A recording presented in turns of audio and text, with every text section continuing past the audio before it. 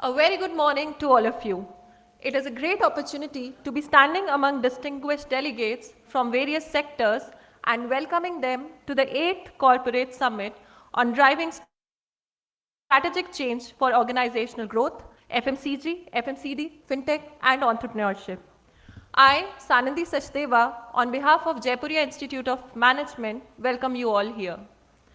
I extend gratitude to Ms.Kamayani Aniruddh Nagar, CEO, Wealth, Bajaj Capital Limited.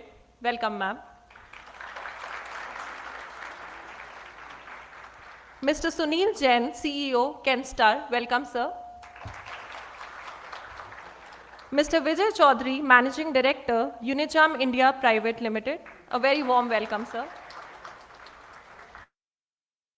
Respected Chairman, Shri Shishir Jaipuria, Jaipuria Group of Educational Institutions, and Dr. Daviender Narang, Director, Jaipuria Institute of Management. Thank you for being with us today. Paying tribute to the Almighty, let us join our hands for the lamp lighting ceremony.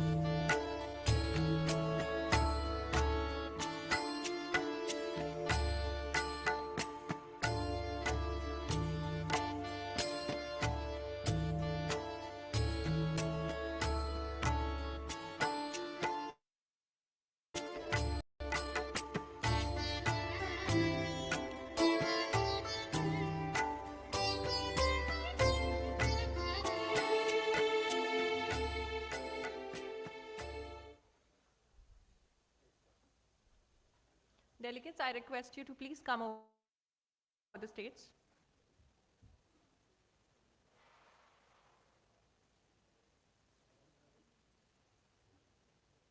Good morning.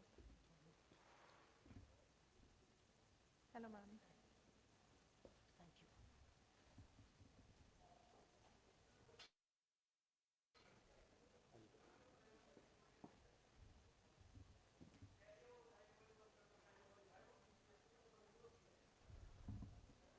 I now request students from Jaipuria Institute of Management to welcome the delegates with a sapling. First of all, I request Kriti to welcome Ms. Kamayani Aniruddh Nagar.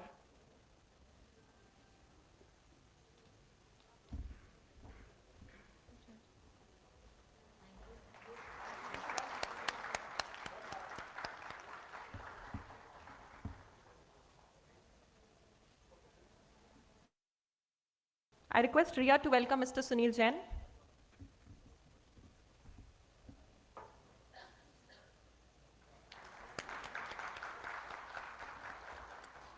I request Himanshi to welcome Mr. Vijay Chaudhary.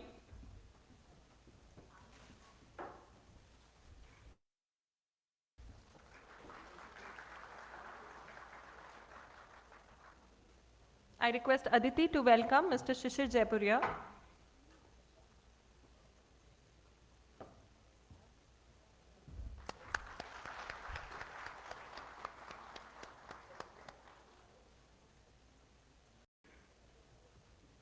I request Sejal to welcome Dr. Daviender Narang.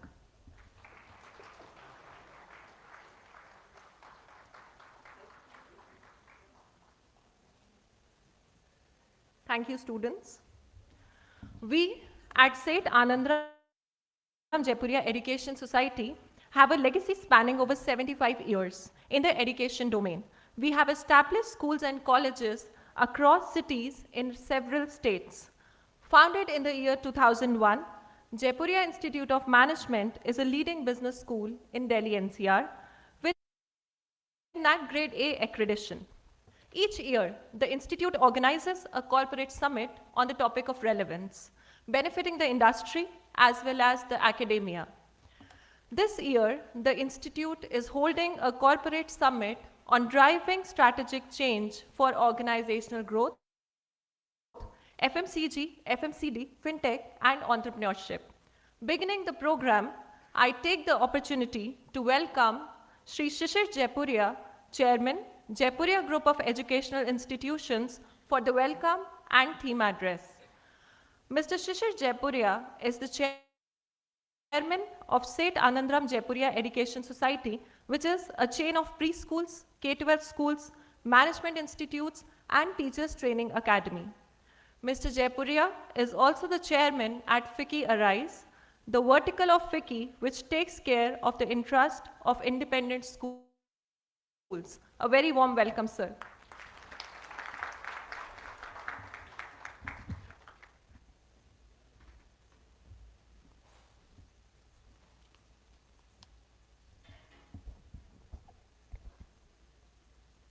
Respected Ms.Kamayani, Aniruddh Nagar, CEO Wealth Bajaj Capital, Mr. Sunil Jain, CEO Kenstar, Mr. Vijay Chaudhary, Managing Director Unicharm India Private Limited, Dr. Daviender Narang, Director Jaipuria Institute of Management, faculty members, distinguished guests, dear students, people from the media, ladies and gentlemen. Namaste and a warm welcome to each one of you. I am so happy to be here because we have been organizing this summit for quite some time, and this is the 8th summit. Last 2 years, because of COVID, we were able to do it on the digital mode.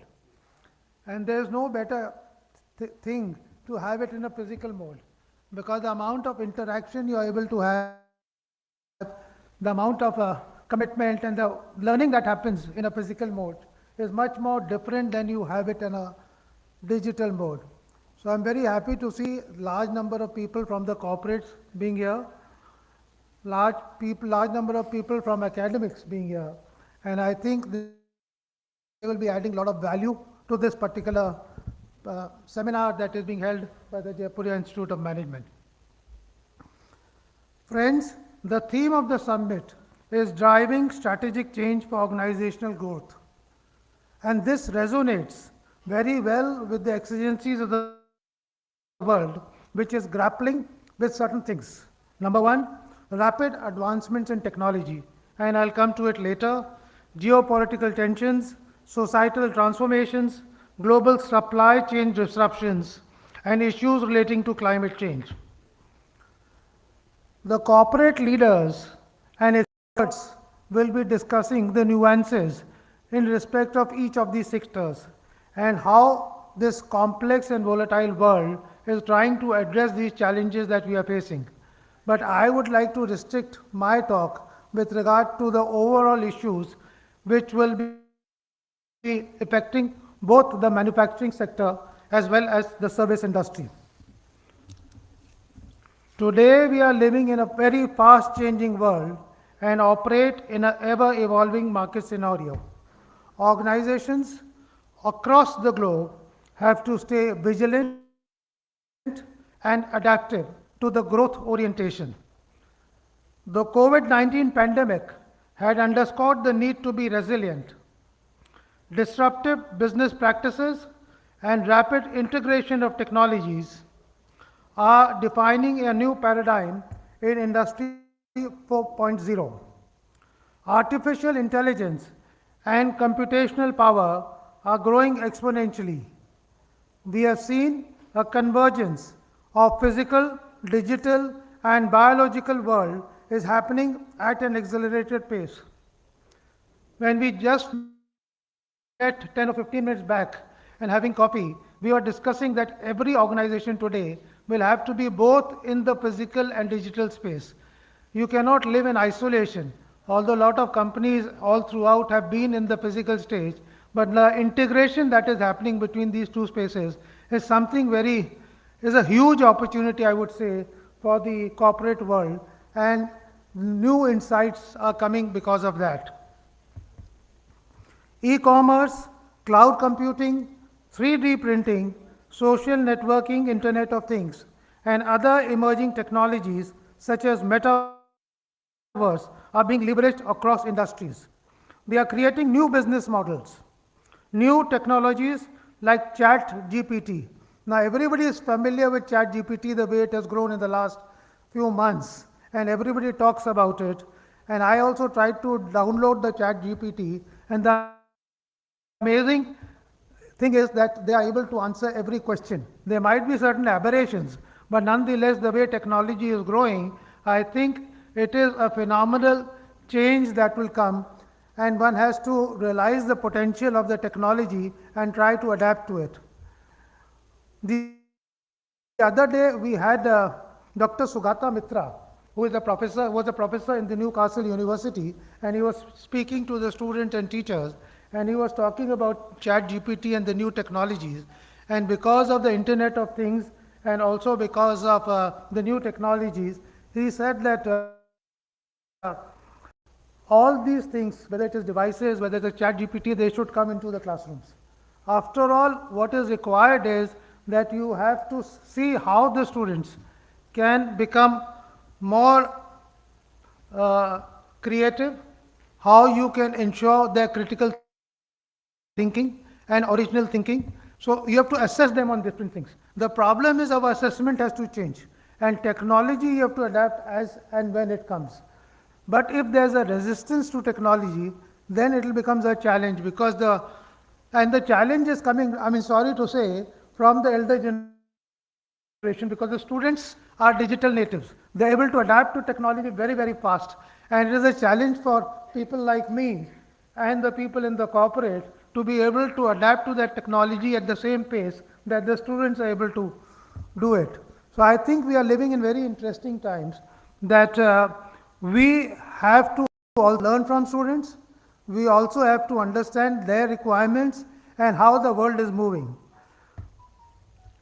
There is a new division of labor appearing between the human machines and algorithms, which is transforming the job market.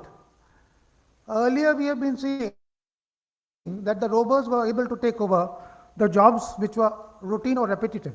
But today, with artificial intelligence, cognitive jobs will also be.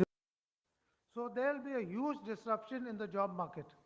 It is not only, nobody will probably be safe. You have to be continuously lifelong learners. You have to continuously upskill your things, and you will be changing jobs very frequently. What I am seeing is that people of the younger generation, the students sitting here, they will be living for 100 years. And they will be not only doing a particular job, but be shifting from one industry to another with different types, where different requirement of skill sets would be there. So it is very interesting time, particularly for the young students, to try to understand the different skills and try to be a self-learner, because you will be learning certain things in an organization or in a school setup, in a management institute, but you have to acquire the skills that you are able to learn on your own. Be motivated, be inspired, and that is the message I want to give to each one of you. Frontier technologies are providing smart solutions, posing new challenges, and are percolating deeper into every sphere of our lives. For companies to survive and thrive, they need to make digital the core of their business systems. Technology can be a great enabler, and we have to harness its potential to adapt to it effectively.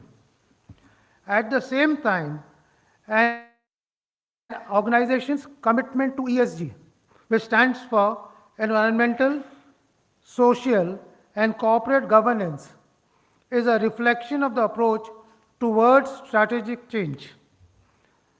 The pressure of change is coming not only from government regulations, but it is coming from our workers, it is coming from our consumers, it is coming from everybody around us, from all our stakeholders to our aggregators and from our lenders now. So people from the banking industry are also pushing companies to become more sensitive to environment. So this is a change that we are seeing, and we have to sensitize our operations and processes to be able to adapt to this. Businesses today are incorporating new age innovations to move towards carbon neutrality. There is an abiding commitment towards sustainable development goals by addressing the environmental and social issues. What we have also been trying to do in our schools, we are sensitizing our students to reduce consumption of certain products which cannot be disposed of, to reduce water consumption of energy, and the moment they are sensitized, they are able to talk that on a dinner table with their parents. So one student, if you are able to sensitize, the ripple effect that it has over a large community within the system is something that is really appreciated. I remember a couple of years back when I was young and we used to have these Diwali parties, तो खूब सारे पटाखे छुड़ाते थे हम लोग. जब स्कूलों में जब लोगों ने कहा कि भाई पटाखे छुड़ाने खराब है, पोल्यूशन क्रिएट करता है, तो automatically the students were trying to build the pressure on the parents that it is not good for the environment. So these changes are happening at the school level and gradually percolating to all walks of life. So a lot of changes are happening which is good for the society, good for the nation, good for the world. Organizations like Amazon, Netflix, Uber and Google are taking a lead in generating value for their customers and clients by providing personalized solutions. Responsible production is becoming the norm, and there's an increased thrust to cleaner energy. The product portfolios and production processes are continually being redefined for the sake of sustainability. Hence, each one of us have to find a way and method how we are able to not treat it as a cost, but as an opportunity. And we have seen, whether it is solar energy or very renewable energy, how the costs have drastically come down. The more you start adapting the technology and scale it up, definitely the cost will come down. Initially, it will feel that the costs have gone up, but over a period of time, it will become far more economical to use these advanced technologies, which is changing the world. In January this year, the World Economic Forum annual meeting at Davos recommended the 5 main pillars for the future of the global industrial strategies. These are: number 1, building resilience and sustainability into industrial supply chains; number 2, enabling technology adoption, transfer and diffusion; number 3, creating workforce for the future; number 4, expediting decarbonization and advancing climate action; and lastly, integrating sustainability at the core business goal. These 5 pillars will be the salient features for strategic change in organizations across sectors. They shall be the cornerstones for sustainable growth in the highly dynamic and deeply interconnected world that we live in today. Today, networking and collaboration are becoming essential aspects of successful business enterprise. The world is moving away from over-reliance of one supply chain. For instance, we have seen that the Russian-Ukraine war had totally changed the supply with regard to food and fuel crisis. And every country was caught unaware how to manage the resources. Europe was importing almost like 40 to 50% of their requirement of oil from the Russian market, and the disruption, they do not know, and the prices skyrocketed. So every company, every country, every organization has to have an alternative method to be able to move on, because if you don't have that alternative arrangement, you will be caught unaware and you will become uncompetitive, and then the challenges that you face would lead to high inflation rates and poverty and distress, which we are seeing now that it has brought a lot of recession in the European countries. So these are the challenges that we are facing. And also the prolonged Chinese COVID also affected the supply of semiconductors, which again disrupted the whole market in terms of automobiles and various other industries. So everybody is trying to build resilience, and we today in India have a production linked incentive scheme where the government is trying to promote various sectors which are futuristic, and they want that each and every part and product should be made within India, and every country has started looking inwards. They don't want to be dependent for supplies outside the country. So you have to become self-reliant in certain areas, and also as a strategy ensure that you are able to export more and more products from the country. So that is the story that we are seeing within our country. In order to overcome these uncertainties, corporates will have to enter into new partnerships and mitigate their risks. Each and every company is trying to build a culture that is receptive to change. They are taking a closer look at the operating model changes across strategies, practices, processes, people, and technology to become relevant.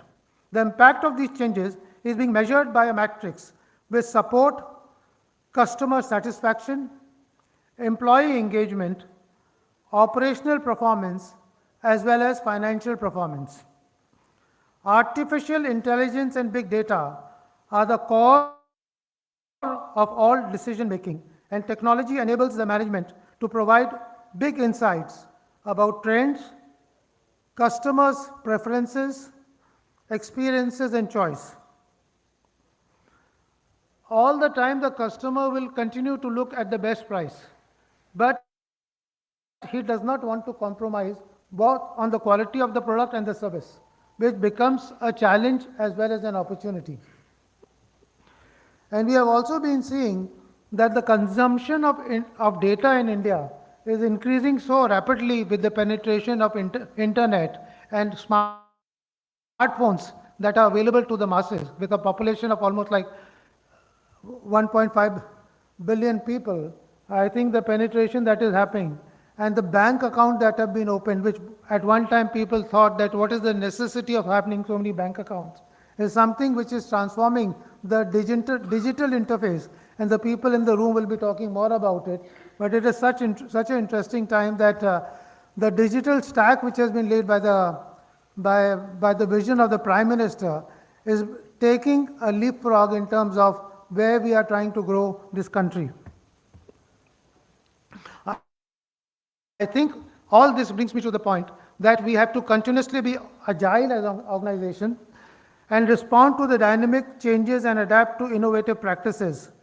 And a sharper focus on research and innovation will be required, because anything that you produce today, we do not know when it will be commoditized. Because if it is commoditized, then the prices that you get, you will not be able to command a premium on that product. So constant innovation, constant research, constant improvement in the experience that the customer gets is something that is required. Ladies and gentlemen, we are witnessing a very strategic change across all sectors, and this requires, the key thing is that you require an effective leadership. Business leaders today have to be more progressive mindset and articulate the organization's vision, mission, and philosophy to all the stakeholders. Leaders with a collaborative bent of mind believe in delayering the vertical hierarchical organizations for more horizontal or flatter structures. They give more autonomy to managers and create better transparency and have a constant communication channel with them. The human resource development must look beyond mere upskilling and reskilling. I think a lot of HR people would be here and a lot of students who are doing HR. Earlier, the role of HR was to make policies and to police that and ensure that those policies are implemented in the right way, and at times also do some appraisal. But today, the whole thing, as far as HR is concerned, has undergone a major transformation. Today, you have to be partnering in terms of the vision of the company. You have to work as a pioneer in delivering value both to the company, to the customers, and more so to the employees. Unless the HR plays its role in a prominent manner, it will be very challenging for a company to grow and transform and keep pace with the changes that are happening. Also, you have to create the right talent pool, because talent will be at a premium. We have seen in our school system that technology has changed and people have changed because the technology is there to adopt. But unless the talent is there, it will never be replaced. I mean, technology can be an enabler to a large extent, but the talent will be a premium. So teachers who are talented to adapt technology will be at a premium. But anybody who is not able to have that talent or skill sets to be able to change overnight and use the new dynamic skill sets that are required will be very difficult for them to be in the job market. And there has to be flexibility, because people will be looking at hybrid models, they will be looking at working from home, and we do not know what disruption might come tomorrow. It was the COVID-19 3 years back which happened. Tomorrow there will be something else. So we have to be mentally and physically prepared for these challenges. Friends, our country is already on a growth trajectory. I don't have to mention, we are now the fifth largest country in terms of GDP. We will be overtaking many countries like Japan and Germany in due course of time.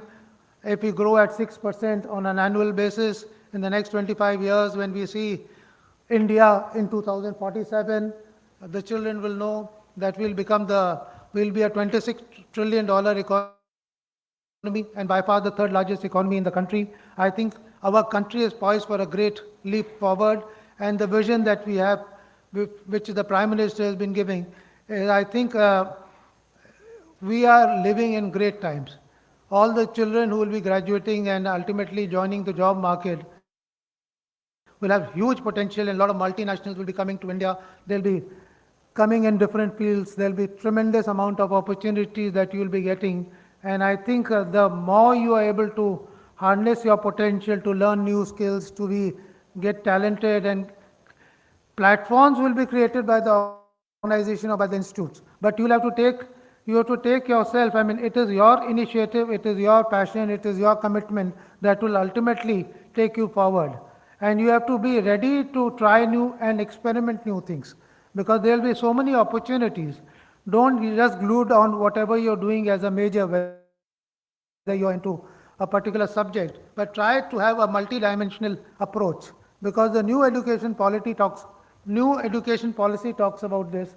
And I think the merger and integration of arts, of liberal arts, of commerce, of different subjects that you're having, it can be a huge impact in terms of your learning. So I will recommend that each one of you take the best opportunity. And this is the young people who are now, what we are seeing is, it is because of them that the India is at a phase of resurgence. It is because of them, the young people who are aspirational, that the India will grow leaps and bounds. And we have a lot of faith and trust in the young generation. So with these few words, I would like to close. I would only like to conclude by saying that, and emphasizing that strategic change will be crucial for creating organizations that are agile, responsive, and positioned for scalability. The mantra will be to be smart. You have to be specific, you have to have measurable goals, and this is all for the students who are here. You have to be very specific as to what you want to do. Where do you want to see your life in the next 5 years or 10 years or 15 years? And you have to measure whatever you have thought of. So SMART stands for specific, measurable, and A stands for aspirational. I mean, you should not be in your comfort zone. You have to be aspirational. And you should always reflect on whatever you are doing, whether you've been able to what you perceived and whether you have been able to reflect upon it, that what you are doing is correct, and don't get distracted by too much by your smartphones and various other disruptions that come place, and everything should be time bound. So this is a smart goal that each and every person will have to have, and then only they'll be able to move forward in their lives with these opportunities that will be opened up to them. I think that the 8th Corporate Summit will throw a lot of insights as to what is changing in the corporate world, and each one of us will be benefited, and particularly the students with the large number of people that from the corporate that we are having will be able to give them more information with regard to the type of changes that is there. The summit aims to provide this platform for discussion on the ways to drive strategic change for organizational growth. It espouses the vision of the India emergence and the economic superpower in the Amrit Kal. I only like to see that India becomes the wish guru that it was many years back, and I am confident about it. Thank you.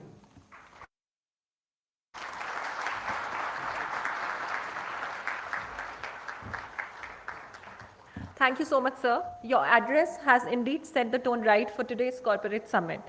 May I now request Ms.Kamayani Aniruddh Nagar, CEO Wealth, Bajaj Capital, to deliver the address. Ms. Nagar is the Chief Executive Officer of Bajaj Capital Wealth. Ms. Nagar, whose last stint was with the Citibank, has a background over 20 years in setting and scaling up business performance, delivering revenue, profitability, operational targets, customer excellence, building and maintaining solid relationship with channels, trade partners, and internal as well as external stakeholders. Over to you, ma'am.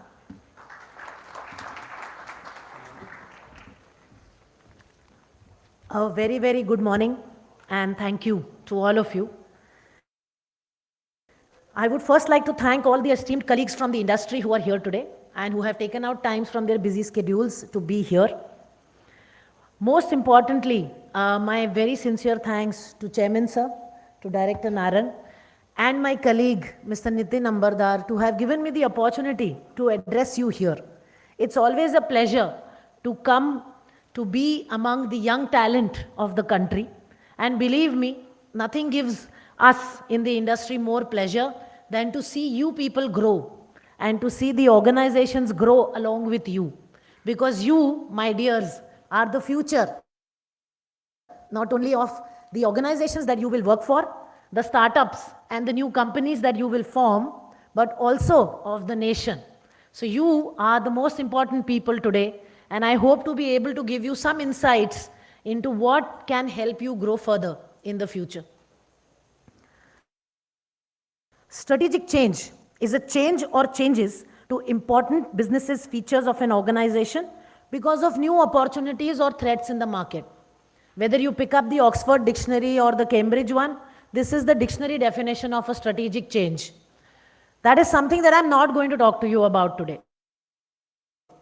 What I'm definitely going to talk to you about is the human aspect of change, because I believe very sincerely that the people of an organization are what make an organization. Technology, and Chairman Sir, may I take a word from your speech, that technology growing at the pace that it is and the way it is disrupting things will never be complete until and unless we as people are able to adopt, are able to work with it, and are able to use it to our advantage. So it's always the people and the human aspect, the talent, which is going to be the disruptor in the future and always. So what I'm going to definitely talk about is that change is inevitable. Whether it is your personal lives or your professional ones, there is nothing you can do to get away from change. Tomorrow you will graduate, you will work in organizations, you may want to do things on your own. Whatever you may do, there is going to be a change. Tomorrow you may wish to further educate yourself. That's also a change. So everything is a change and you cannot get away from it. We cannot control it. That's the way, it's the future, and change is always constant. But what we can definitely control is the way we react to change, how we adapt to it. So those are most important, And being prepared for it is what is going to make the future. The changing customer trends, technology, market disruptions. Chairman sir has spoken quite a bit about what are the new things that are happening. There are things which, like the Ukraine war, which we can't control. And there is nothing that we will be able to do to stop that. But what is most important is that we need to take a leaf out of books where we can understand as to what is it that we can do going forward. Strategic change is something that will have to happen in an organization if the organization has to grow. Today there is Chat GPT. Tomorrow there will be a 4th version, 5th version. Tomorrow there will be metaverse. Tomorrow, for all you may know, we may all be sitting at home and working in virtual reality. Not something which is very far off, right? So there are certain things that organizations and we as people need to do in order to be able to adapt to technology. So very clearly, how do we adapt to technology? Whether it is you as individuals, as leaders in corporate worlds, there are a few steps that I would like to discuss with you, which would help you prepare for the future. First of all, most importantly, have a very clear vision. Do not let too much of information, do not let various sources of information cloud your vision. Whatever it is that you intend to do, like Chairman sir also said, have a very clear, smart vision of what is it that you need to do. As leaders in a company going forward, you will have to work with teams, you will have to work with technology to get change adopted in your ecosystem. But what will differentiate you from the others is how clear you are on what is it that you need to achieve.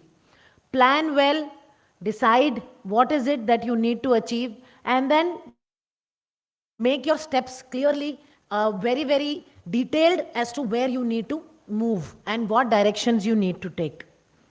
There may be a lot of situations where things will be confusing, okay? And like I was discussing when we were sitting before, there is too much of information overload that is happening, all right? But it is important for you to be able to distinguish the wheat from the chaff and be clear about your own goals. Communication in every aspect will always be the key, whether it is with internal stakeholders, with external stakeholders, with your team, with your colleagues, with your peers. Communication is going to be the key. And when I talk about communication, listening is a very, very important part of it. It is not only talking, it is not only speaking, it is listening, which is very important, because when you listen to your colleagues, you listen to your superiors, your peers, you will get to not only learn more, you will also get to understand how they think. The human capital is going to be very, very critical when it comes to engineering any kind of change. Most of the changes where organizations have failed to orchestrate a change has been because the human capital was not able to adapt to the change successfully. Hence, I am re-emphasizing the need to be able to get the human capital adopted to the change again and again. Honest communication with clarity and transparency is very, very important. A lot of you will face different things when you go into organizations. Are there very different kind of politics? There are. Are there things that happen that are not that great? There are. Okay. Are there things that will happen that you will not like? There will be. Okay. However, the key is always honest and transparent communication. I have been always a leader who has believed and always led by example in terms of having very clear, very transparent communication with my teams. And it has always worked in my favor. I would urge each one of you who is going to be future leaders to follow the same path. Believe me, when you work with honesty and clarity, whether it is with customers, whether it is with your team members or with your bosses, believe me, it works. Okay? So that's another very important thing. When it comes to change, the honesty and the clarity of communication is something that will always help you. Like I said, listening very well is going to be important. You have to create a clear roadmap. Okay? When we started learning computers a long, long time back, I was telling the esteemed educators who were with us today in the morning that We left college some time ago, okay? But even at that time, you know, creating flow charts, being able to understand what is the next step that you have to take was always impressed upon by our teachers as well, right? So have a very clear roadmap. What that gives you is that it gives you clarity of vision, okay? It tells you what your next step is. Is it always going to be that the next step is going to come exactly as per your flow chart? It never will, okay? Someday, I'll just give you a small incident for the hope that I don't bore you too much. I was interviewing somebody the other day for a particular role in the organization, and that person asked me, see, I have heard a lot of things about sales, and you know, I would like to really ask you that, do you think it is going to have a lot of, is there going to be a lot of pressure, or do you think it is going to become very difficult in the future?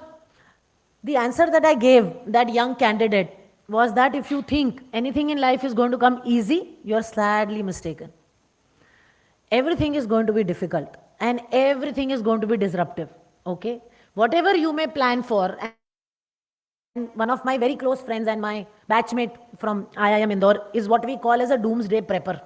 She always prepares for whatever is the worst case scenario.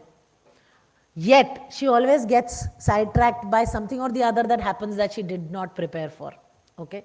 Life is about disruptions, it's about distractions, it's about having things happen which are not in your control. But having a clear roadmap will help you navigate those things in a better manner. Most importantly, in any kind of change, okay, have a clear buy-in from all stakeholders, whether it is your parents, whether it is your working colleagues, whether it is your friends. If you have a clear buy-in, when I say a buy-in, I mean you have to make your vision clear to people. You have to understand what people mean when they talk about the change that you are thinking of, what does it mean to them, okay? How are they impacted? Have a clear vision, have a clear discussion with them, and then create your roadmap. Trainings and being able to take people through your path are again very important in making sure that your strategy is communicated clearly. That's another very, very important thing for you to take that change through well. Most importantly, and as a last point of how to take change forward, be committed to the plan and the path, okay? Don't expect changes to be implemented immediately. Don't expect things to happen overnight. You will need to stay committed, you will need to stay resilient, and you will need to stick to your goal to be able to make sure that you reach it. Be patient, think long term. Do not make short term strategies. While short term strategies may give you quick results, they will not result in you reaching your long term goals. So being resilient and committed to the cause is something that is definitely going to help you. When you talk to people, when you talk to your stakeholders, it's very important to follow the model of having a clear picture, being able to communicate your purpose, okay, and being able to tell them your plan clearly, okay. So it's important that together we are able to take strategic change together. It is only together that you will be able to get things done. We may feel that we are all geniuses. You all are, I'm quite sure. That's how you people are here, right? However, I'm sure all of you have heard a very, very old story that in unity, there is always strength. So there will be people that you will be taking together in case and whenever you are trying to take your organization and yourselves through strategy changes. So it's very important to have that clear in your mind that it is only together that you will be able to make and orchestrate that change. That's my bit on strategic change, but before I close, I don't want to bore you too much. I would like to have a small message for my young audience here. A small story from me. I am a graduate from Delhi University itself, College of Applied Sciences. After that, I have done my post-graduation in strategic management from the Indian Institute of Management in Indore. I started working at a very, very early age. At that time, used to feel education doesn't teach me much. I don't know what I'm going to learn from books. Uh, Maybe I'll learn more when I'm on the job. So I started working at a very early age, started in the media, and after that have moved on to banking, and I've been a banker for more than 20 years now. When I did my PG and then subsequent a lot of other courses that I did, I think today where I stand, I have my educators to thank for. Okay, I think the kind of teaching, the kind of principles that they taught me, which I now realize, which you may not be realizing that the stage at which you are, this is what is going to stand you in the long stead, actually. Okay, and I would really like to take this opportunity, standing at the forum of this esteemed institution, to thank all educators who actually give us the background, who give us the principles, who actually taught us how to go forward in life. And I don't think I would have been here without all of them. And of course, without the support of my family, I think my family has been unstinted in their support to me. Of course, always thanking God for everything that He has given us. Most importantly, hard work and discipline. Okay? So, my young friends, I see the future of the country in all of you. Okay? It's a pleasure to always meet the young kids, to meet you people who are going to be the future of the organizations. I hope I will get an opportunity to work with all of you in the future. I wish you all the very best. But do remember, commitment, discipline, and hard work are irreplaceable when it comes to success. Thank you very much for this opportunity. Thanks.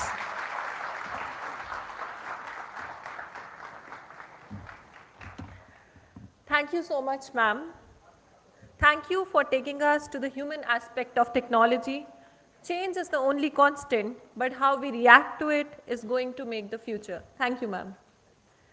I now request Mr. Sunil Jain, CEO, Kenstar, to deliver the address. Mr. Sunil Jain qualified as a cost accountant, company secretary, and alumni of IIM Ahmedabad. Mr. Jain has more than 30 years of experience with leading companies like Simco Birla, Ultratech Cements, Videocon D2H.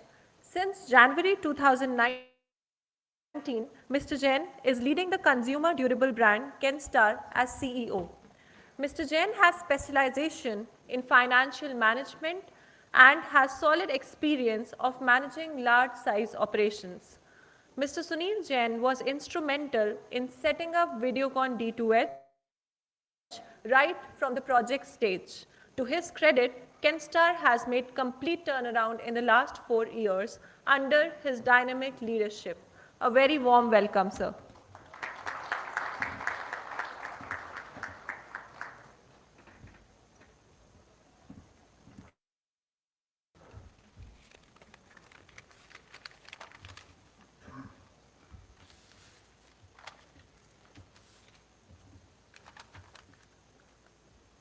Namaskar. I'm pleased to come on this occasion and address all these esteemed gathering. So, respected Chairman Jaipuria ji, Vijay Chaudhary ji, Kamayani ma'am, and Narang sir, and all the faculties and students, corporate members who are attending today this summit. First of all, let me congratulate the managing committee of Jaipuria Institute for organizing such a nice and relevant subject today for this discussion. Because when we talk about change, today we are talking about the strategic change for organizational growth. I would like to add one word in this, that strategic change for organizational profitable growth. Because ultimately, the sustainability of the organization will come from profits. And that is what we are going to discuss today. So friends, I'm not going to talk anything about the big management jargons or something today, but what I will discuss I will take a case study of my own organization of last 4 years. So before that, I would like to set context of this case study, because change, as everybody said, that change is the only constant, and every day, every moment, there is a change. That change is happening in technology, that change is happening in systems, processes, and everything part of your life, every moment it is changing. At the same time, we discuss about growth, organizational profitable growth. So what is new in this? Growth is part of life. Any organization, anything, they want to grow in life. So what is new today we are discussing? Question is, when it is come to strategic change for organizational growth, then it is different. It is not normal change. So when organization is want to radically change, want to dramatically change for something or other, that will not require only a normal change, but a strategic change. And strategic change will come only when we set all the processes right, and more specifically, as everybody talked about, it is talent, it is human asset, human resource management, how you are doing. That is most important, because technology, innovations, everything is right. These are the enablers, business enablers. But ultimately, the growth will come only when your team, your human asset, adopts those changes, adopts those technological innovations in right spirit. So how this strategic changes should take place? So theoretically talking, all these things are very, very important. That number one, whenever you decide to radically change your organization for some particular aspect of your business, then first of all, you need to decide your goal. You need to decide your objective, where you want to achieve, what you want to achieve, when you want to achieve, what will be the timelines. Once you are set, once you decide your target, then study where we are today, edges, where we are today. And once you identify the gap between where you want to achieve and where you are today, then those gaps need to be studied properly. And once you identify those gaps need to be planned very, very systematically with proper timelines. More importantly, define very clear roles and responsibilities within your team. If you don't decide the roles and responsibilities within your team in right manner, then whatever best strategy you adopt, whatever best technology you adopt, you are not going to get success. For example, in 1996, Sri Lanka won the World Cup, Cricket World Cup. Right from day one, they were very clear in their strategy. And I'm talking only for one World Cup, but every one World Cup, if you study, there are strategies. And only that team wins, which come with proper strategy. So Sri Lanka was very clear that they guided their batsmen, whether it is 1 down, 2 down, 3 down, 4 down, but first 15 over 100 runs. That is the strategy. And they were very clear. In one of the match, I remember, they were 7 down, only on 20 runs. But still they followed their strategy and they won that match. This is what called strategy. So you have to be very, very clear in your strategy, and you have to define roles and responsibility. For example, in I think 2011 World Cup, Mahendra Singh Dhoni was captain, MS Dhoni was captain. And MS Dhoni was very, very clear that I need to win this World Cup. And they had 3 members in the team who were much senior to Mahendra Singh Dhoni. Sachin Tendulkar, Rahul Dravid, Saurabh Ganguly, very, very senior guys in their team. Taking tasks from the senior management, senior members than you, is very, very important. But giving proper roles, responsibilities, respect to senior, you can definitely achieve your task. Now I'm straight away coming to the case study. What I'm talking about is Kenstar. Friends, Kenstar is very, very well-known consumer durable brand in this country. We started in 1996. And till 2012, one of our main product category, air coolers, Kenstar was number one, holding almost 40% market share. But because of some or other reasons, from 2012-13 to 2017-18, Kenstar market share came down from 40% to 20%. And how it happened? Because a lot of leadership change, no clear direction. Technologically, Kenstar was not upgrading to what market needs, what young generation needs product, and everything. Then we studied. With 2019, I took this opportunity to lead the Kenstar in 2019 January. And first of all, we studied where are the gaps. So from 40% to 20% market share coming down, first of all, we set the target that within next 3 years' time, we need to jump to 4x. What it was in 19 January, we need to jump to 4x. 4x jump is not easy. And that is what called radical change. We took this task. So first of all, we studied where are the gaps. Gap was very, very clearly identifiable by our team, that 3 gaps were very important. Number one, in product itself. Because the kind of products we are offering to market, the generations are changing. Modern houses require different kind of products. So number one, the gap was in product itself. Number two, the gap was in channel. Because we were still following the traditional channel, the pop and mom stores. We were not coming to the e-commerce channel, modern trade channel and everything, which already took almost 35 to 40% share, market share. We were not present there. And third important change, what we want was in market itself. Because North India, which contributes to almost 40% of sale of this country, our presence was negligible because kind of product this market required, we were not having. So these 3 changes clearly we identified. And now it was time to work on these 3 important gaps and to do this change. But then we decided that what strategy now we need to adopt to completely change the organization and achieve the 4x target. We decided that let's take digitalization strategy.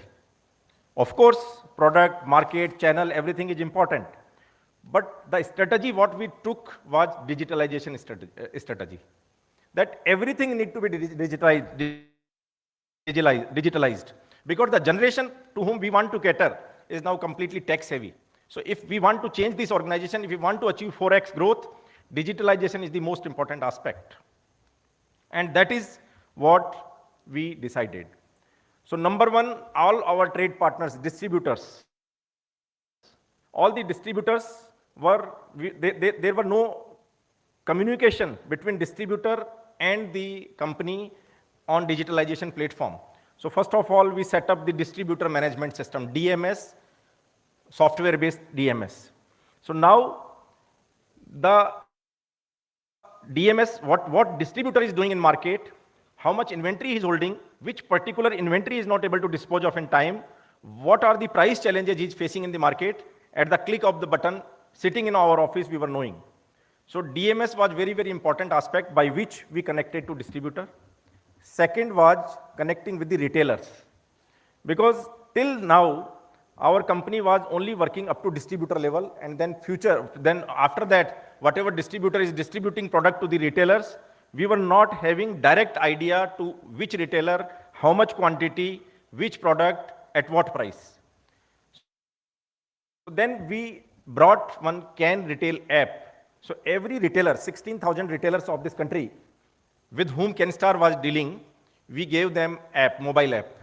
And through mobile app, they were directly connected to distributor as well as company. So whatever orders they used to started placing to company or distributors, they used to place through Can Retail app. At the same time, they were having very, very clear idea when they are going to get that product. And all the companies' policies, programs, features, scheme, everything was available readily on their app. So we connected distributor we connected retailers. Now third was our own team, field staff, sales staff. We gave them Salesforce automation tool.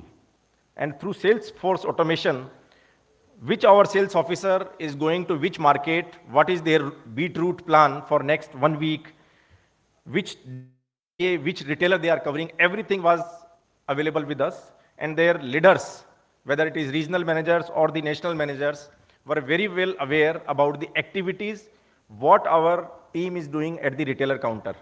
Are they selling any product? Are they doing any marketing activities on that product? Are they resolving any service issues or something on that product? That also we covered.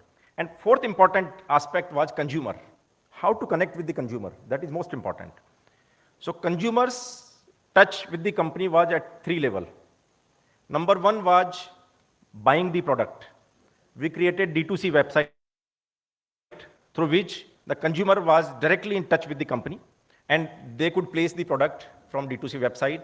They were knowing at what product, what price, who are the distributors, who are the retailers, who are the e-com partners. Everything was available through our website. Second point of contact was service. Once the consumer purchase any product, and if he has got any problem in the product, where to and how to raise the complaint, only the traditional channel was available earlier, that is call center, customer care. But then we created a QR code. So every product used to carry now carry QR code. And that QR code, just by scanning, he is in directly touch with the company. He can raise the product, complaint. He can register the product on the QR code. He can get additional warranty if he register. All these, he can download the catalog, he can download the warranty card, everything on the click of the button through QR code. So this consumer connect was also very important, which we connected digitalization. So now, whether our distributors, retailers, consumers, as well as our team, everybody was on digitalization move, and everybody came on the company's objective of digitalization. But as we said, that whatever technology adopt, whatever digitalization you do, whatever innovations you do, these are not going to help unless your team is in proper sync. So what we did, first of all, we faced huge challenges in market. What were the challenges? The distributors were not ready to share their data on DMS, first of all. Why? Because what margin they are making, what product at what price they are selling to retailers, they were not happy to share that with the company. The second challenge we faced from our team itself, because till this time, whatever team is doing in market, we were not directly knowing what they are doing today, but now every minute and every hour they are monitored. So they were not happy. So they were not cooperating, supporting, because the old team was there, all these things. And third was the team. Our team itself wanted to save the distributor channel, because that is the traditional channel with company was working, and they wanted that whether it is e-commerce or modern trade or whatever, but we should support the distribution channel. So they were not happy with all these things. But in spite of that, we communicated to our team what is the company's requirement and how to do. So what approach we did to take these challenges and how we succeed, that is point number 1.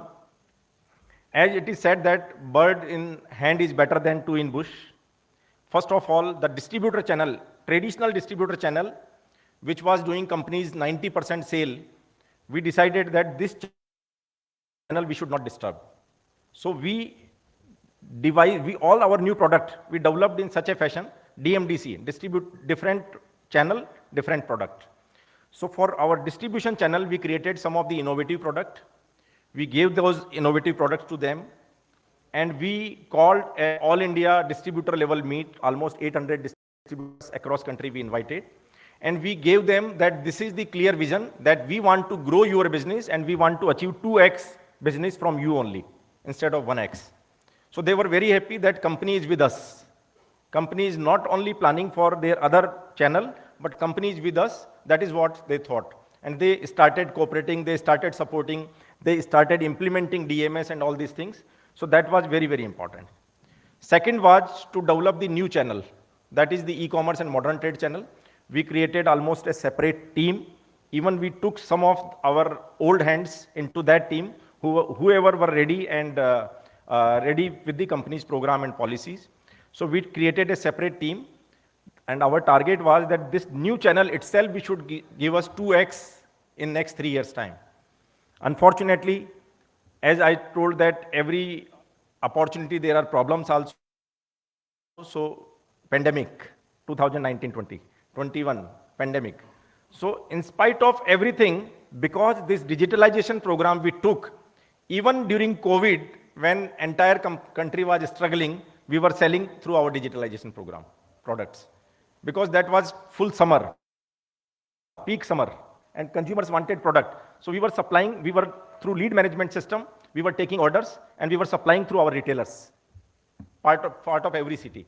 So that digitalization program gave us very good impact, growth, and putting together all these things with digitalization, connecting everybody, and new products. Of course, we brought many new products, almost 58 new SKUs we launched in last 3 years' time. All these things helped us to clock not 4x, but at least 3x sale in 3 years' time.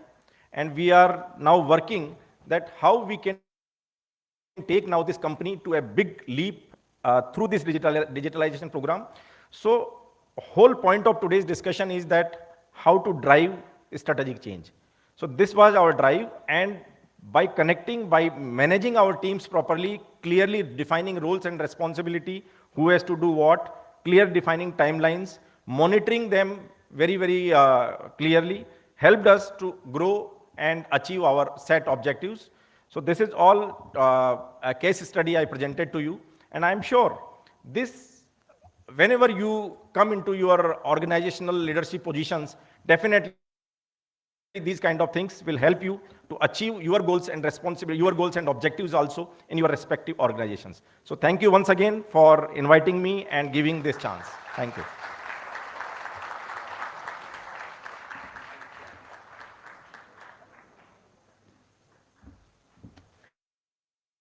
Thank you so much, sir. Thank you for taking us to the role of strategic change and for reiterating that with multiple technology enablers, the growth will come from human resource only. Thank you, sir.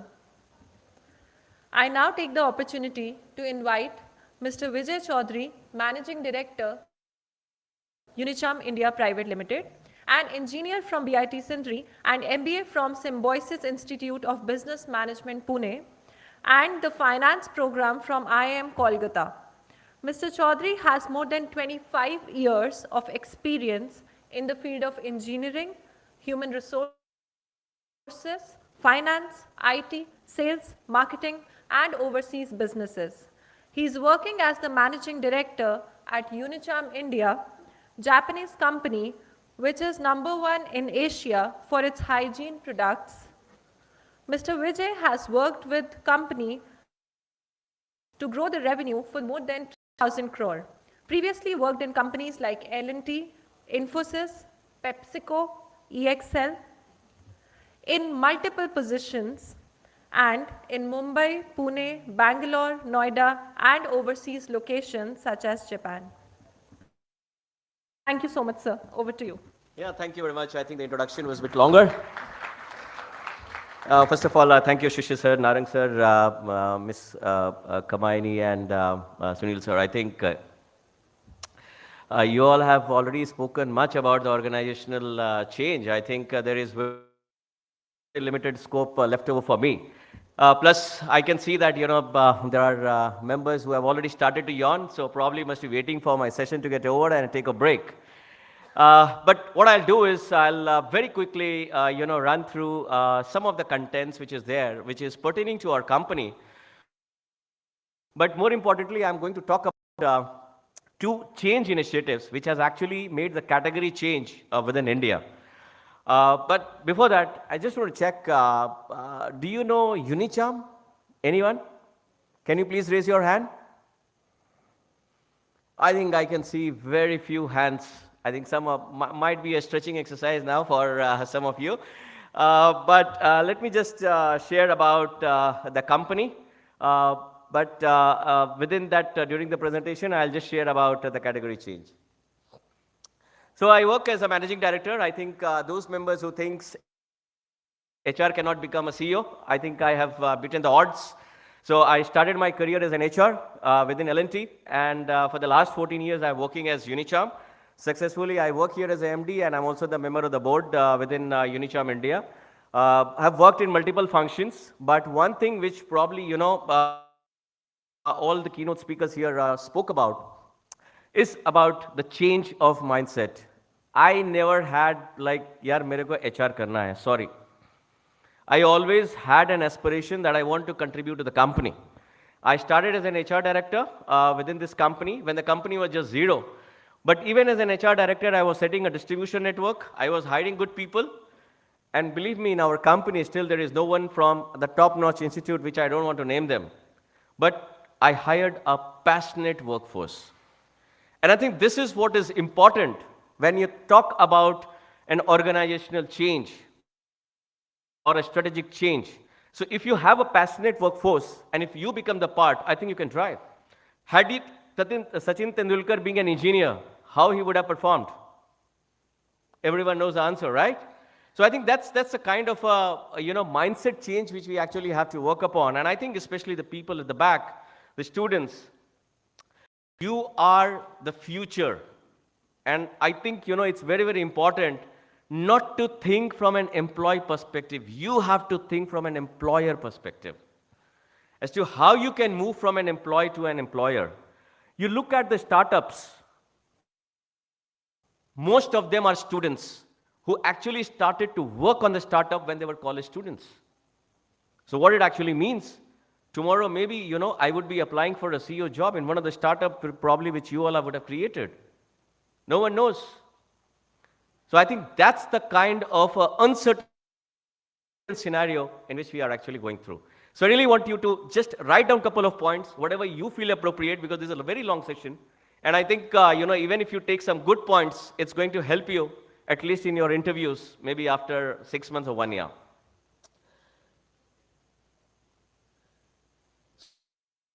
Basically, Unicharm is a Japanese company, and it started with only $21,000 as a capital. Today, if we talk about, the total net worth is almost around $9 billion. And we have a business which is 60% of which contributes more outside of Japan. So again, this is one of the change which, strategic change I would talk about. An example, our founder, he had actually gone from Japan to US. And our founder went into the business of cement, wool, the tiles. And when he went to US, he saw that the napkin was sold openly in the market. So he said, why not to start the sanitary napkin business? And I think this idea came in. He had a lot of resistance, but he started to, work on this particular business. So what he did, he took a closed movie theater and he installed the machine and started the napkin business. And I think today, if I talk about our napkin, we sell more than the P&G. We are number one in Asia. If you talk about baby diapers, we are number one in Asia. If I talk about adult diapers, we are number one in Asia. So that's the kind of the strength which we actually have. So we operate in more than 80 countries. So basically, if we talk about our formulation of Unicharm, where this is a cohesive society, where we talk about ESG, which Shishir sir also mentioned. We talk about inclusivity. We talk about all the members actually working together to drive the business. And that's what actually helps us to drive the strategic change. If you look into the stock market, we are almost, more than 3 billion JPY, which is far superior than most of the companies that you would actually think of. He was also listed in the Forbes magazine as the best company. And one of the biggest thing was that the company which flexibly evolves its change program. So again, we have a philosophy called NOLA and DOLA. Now, necessity of life with activity and dream of life with activities. So what happens is, as dream keeps on changing. So take an example, 20 years back, the dream was separate. if I talk about today, the dream is separate. So what it means is that necessities also keeps on changing. And that's what actually drives the strategic change as far as the company is concerned. So now, basically, I'll just move. So this is our main brands. Now, do you remember Mami Poco? Yes or a no? Now, do you know Sophie? Life Free? So basically, all three are products. And in India, we started in 2014, and I'll give you the story behind it. Basically, these are the product range which we have it in India. And this is the sales growth which is there. So we are actually growing at more than 30% YOY. I think.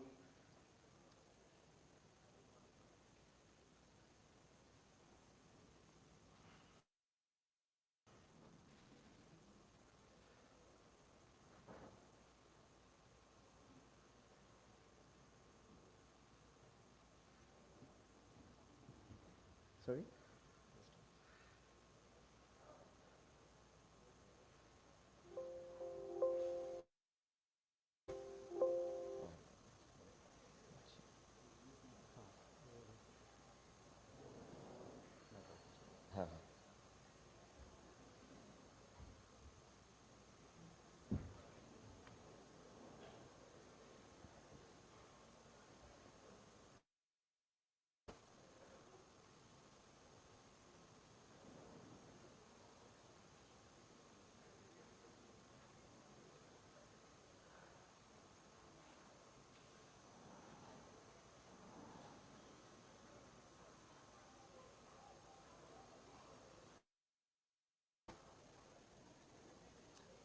That's okay.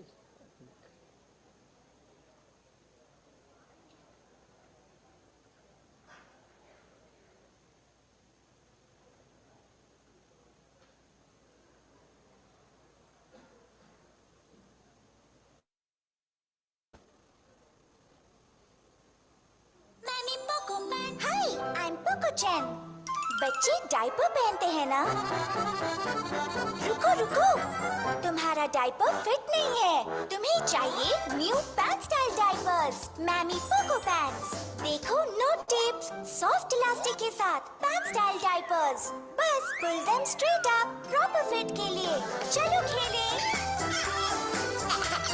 Pant style diapers MamyPoko pants Yeah, so let me tell you, when we launched this product, that time the entire category was tape style diaper.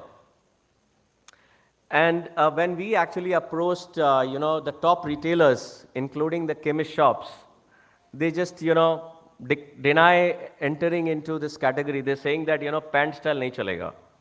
But what we had decided was, for us, it was a strategic change in the market which we wanted to drive. So we said, no, we are going to sell pant style diaper. In fact, you will be very surprised that out of 30 sales team members that we recruited, around 28 of them quit within the 1 year, thinking that, this product is not going to run. Similarly, if I talk about, the distributor, we actually invited almost around 20 distributors, except one, all the 19 rejected, saying that, we cannot compete with P&G in India. But you know what happened? It changed the market. So we started from conversion of tape style to pant style, and you won't believe, within 7 to 8 years, this category changed completely from tape style to pant style. Now this is what I call it as a strategic change which actually helped to the organizational growth. Now, had we not done this, this diaper category would have been only for certain set of people. But now we expanded this product to all across. And then what happened? The product which was available only for around 7,50,000 stores, today as we speak, around 40 lakh stores actually carry the products. So this kind of a change happens at a strategic level. Okay, so this was just one example. So basically, if I talk about the share, we are almost, near to number one. In fact, except for one market where we are slightly slugging, we are almost number one in India. So I'll just share the another part. I think this is not moving.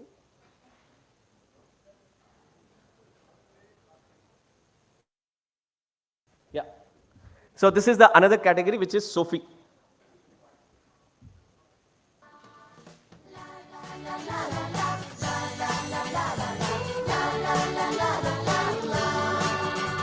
I know it's a cliche, but I want myself the way I am. I love a very fine day comes after travel. Sunny Sunday comes, feeling like a wing is in the sky.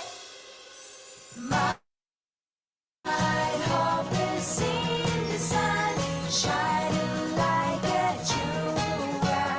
It never before. Sophie unlocks your wings during your period. Sophie is there to make things happen for girls' wish to stay positive and bright. We support girls world over to staying active with our advanced technology from Japan.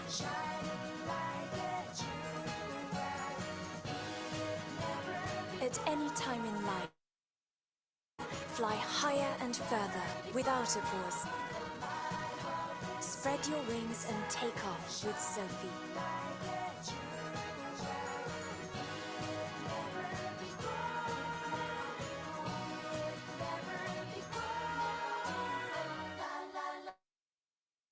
Sophie. So basically here, when we actually entered this category, what we realized was that Sophie was more, sanitary napkin was more about taking care during the period. So we tried to change this one. And we said, I think women should enjoy their period. And I think that's what, we tried to work upon. And when we actually created the product of Sophie Antibacteria, I think the response has been phenomenal. Today, if we talk about Sophie Antibacteria, we are not able to, supply the product as per the demand. It's so much. So basically, if you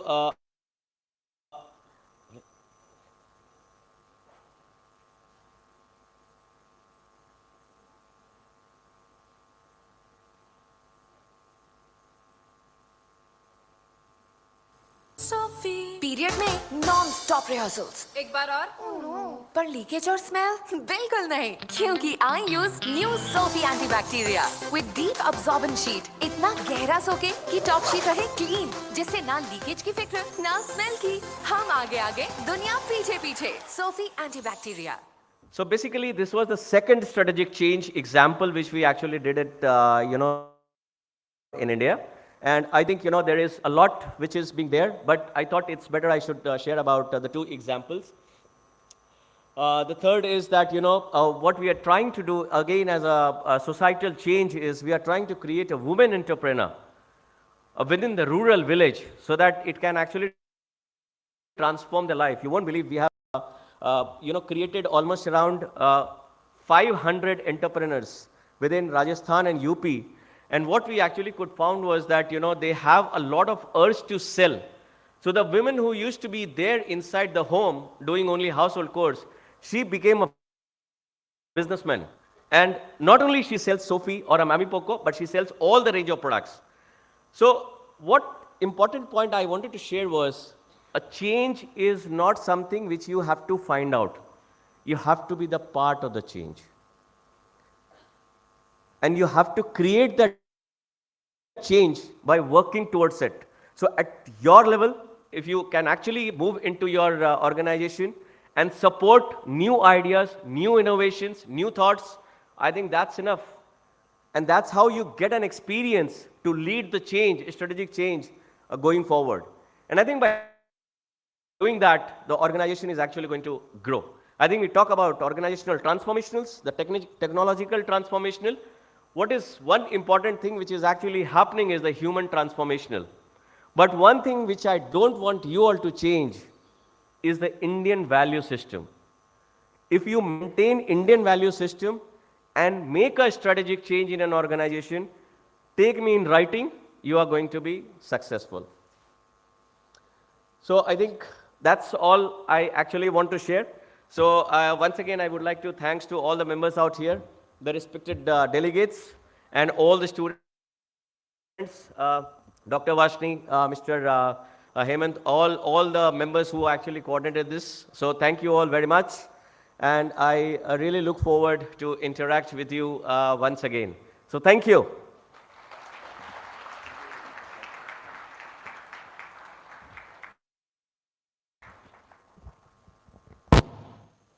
Thank you so much, sir, for taking us to the live case study of the strategic change. It was indeed exhilarating listening to you.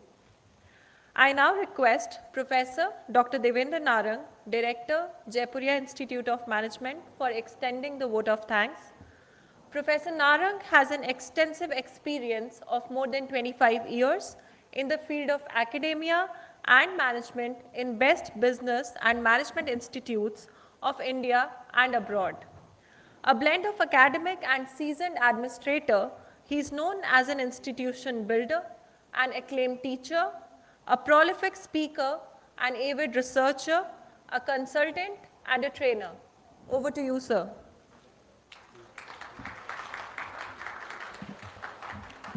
Thank you, Sunandi.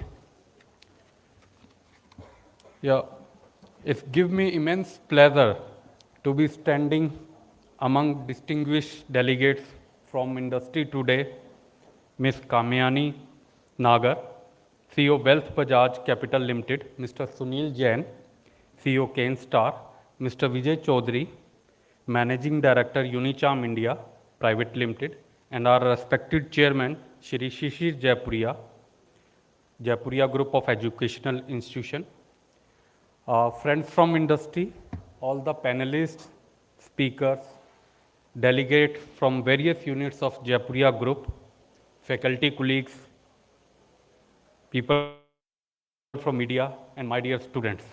First of all, I would sincerely like to extend my gratitude towards our esteemed delegates from the industry in this inaugural session, Ms. Nagar, Mr. Jain, and Mr. Chaudhary. It's a great honor having you today at the 8th Annual Corporate Summit 2023. As mentioned by our respected chairman in the welcome address, we are meeting again, after the 2-year period when we had, COVID. And at that time, we had this summit through the online mode, but we know the difference and, the kind of change which we feel and touch when we are meeting again in the physical form. So I'm very happy that after 2 years, we are having this corporate summit in the physical form. Well, with the constant guidance and the tremendous support from our chairman, Shishir Jaipuria, this is the 8th time we are organizing this corporate summit. Each year, the summit is graced by the presence of top-notch delegates from the industry. This year, while we were brainstorming about the topic for the 8th corporate summit, we had a lot of discussions. I, along with my team, finally got to the consensus of conducting this corporate summit on the subject of driving strategic change for organizational growth.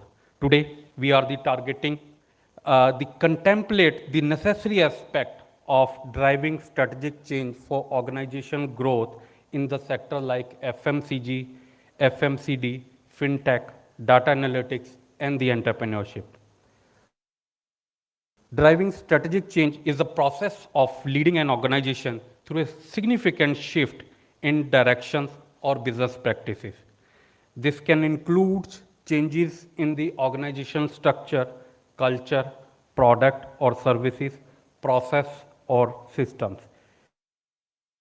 It's a complex and challenging process that requires strong leadership, clear communication, and well thought out plan. Today we have the top industry leaders in the inaugural sessions, followed by the 3 panel discussions. These leaders are looked upon for their strategic implementation that has been driving their organization. As we all know, in the current paradigm, this topic holds the utmost relevance since the corporate summit provide a well integration platform for the industry academia partnership and gives us a ample amount of exposure to our student, faculty, and other industry delegates. We actually had a great time organizing it and looking at the kind of response we have attained, and I'm really happy about it. Well, our 3 speaker and along with our chairman, speaks about the various strategic change in their organizations and in general. The input we have received from Ms.Kamayani for explaining the human aspect of change was really, to understandable. Strategic change, as she mentioned, is an ongoing process, and then only we can, achieve the target goal.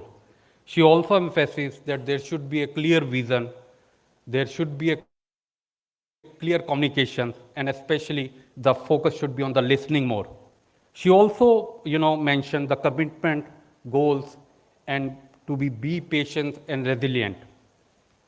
There should be a discipline and hard work, sincerity, and commitment, not, cannot be replaceable.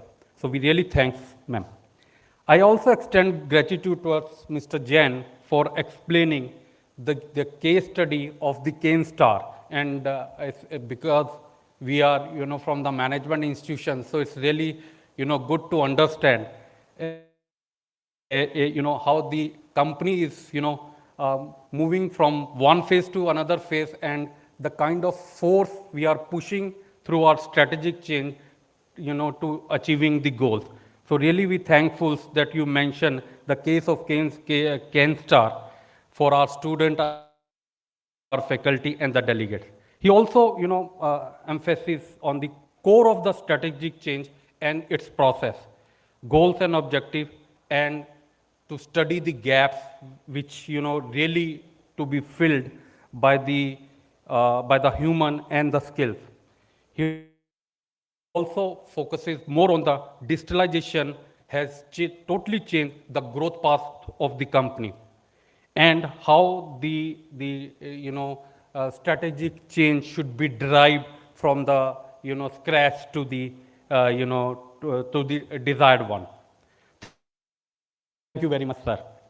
I also extend my gratitude toward Mr. Chaudhary, who in fact brought us the another case study of the company Unicharm, and first of all he mentioned the startups which the mostly startups which are growing and getting attention by the young people in India. As he mentioned about the case of the Unicharm company and the strategic change he took, especially for the development of the brands and their product through their strategic change. And also he mentioned about the how in India they also emphasize on the women entrepreneurship. So I really want to thank Ms. Nagar, Mr. Jain, and Mr. Chaudhary for being with us for the day. Last but not the least, I would also like to extend gratitude towards our respected chairman, who also always been instrumental in all our accomplishment, including this summit. He also, mentioned about in the theme address that technology integration and adoptions of technology is very, very important. If we'll not, take the action on the time, will really be obsolete. So, and he also mentioned about the sustainable development goals and how we are imbibing into our system, into our organizations, and which will really helpful to the life of the people. So we really thankful to our chairman. I would also like to extend gratitude towards our associate partner, industry participant who are here, faculty members, people from media, and dear student for being with us on today's event. In the end, I would just like to suggest our audience, friends from industry, academia, and student to learn to the best of their ability today from the top-notch industry delegates that we have with us. I wish you all the very best once again and extend heartfelt gratitude to everyone who's present here. Thank you very much.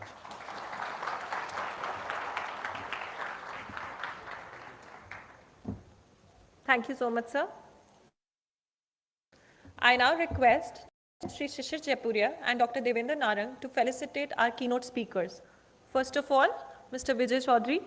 Students, I would request you to bring the memento.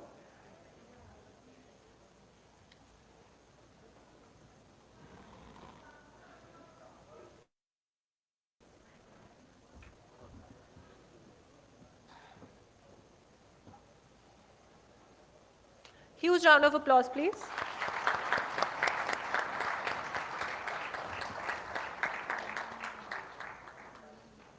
Mr. Sunil Jain.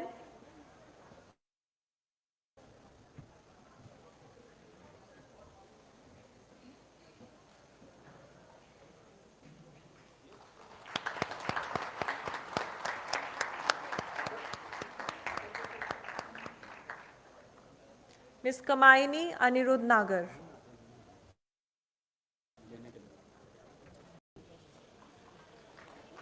Huge round of applause, please.